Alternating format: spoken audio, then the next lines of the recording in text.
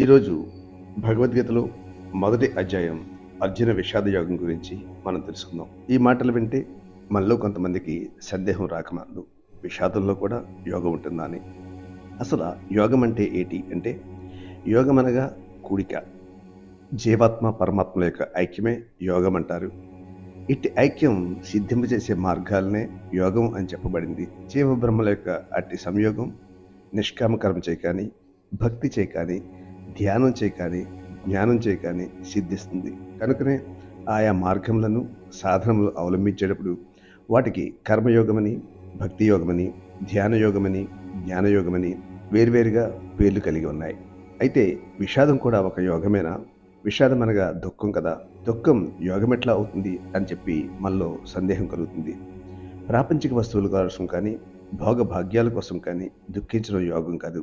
అదే దైవం కొరకు, ధర్మం కొరకు దుఃఖించడం యోగమే అవుతుంది.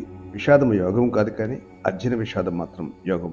ఎందుకంటే అర్జునుడు ముల్లోకముల రాజ్యం తృణప్రాయంగా ధృజించి ప్రాపంచిక సుఖములను యావగించుకొని ధర్మము కొరకే తీవ్రంగా పరితపించాడు.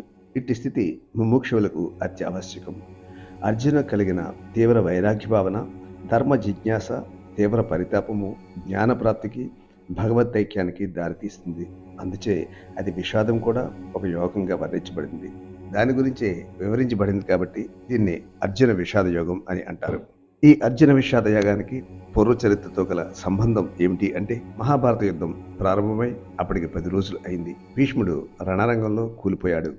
ఆ వృత్తాంతం వెనువెంటనే సంజయుడు ధృతరాష్ట్రుడికి తెలుపగా, అతడు పలు విధములుగా శోకించి యుద్ధం మొదలుపెట్టింది లగాయతు అప్పటి వరకు జరిగిన వృత్తాంతం తెలపాల్సిందిగా సంజయుడిని కోరతాడు. అంతటా సంజయుడు ఇరుపక్షములైన సైనికులు యుద్ధ సన్నద్ధులగుట, రణక్షేత్రమున శ్రీకృష్ణ పరమాత్మ అర్జునకు జ్ఞానోపదేశం చేయుట మున్నగు విషయములన్నీ కూడా వివరంగా ధృతరాష్ట్రునికి తెలియజెప్పాడు. అదియే ఈ గీతా శాస్త్రం.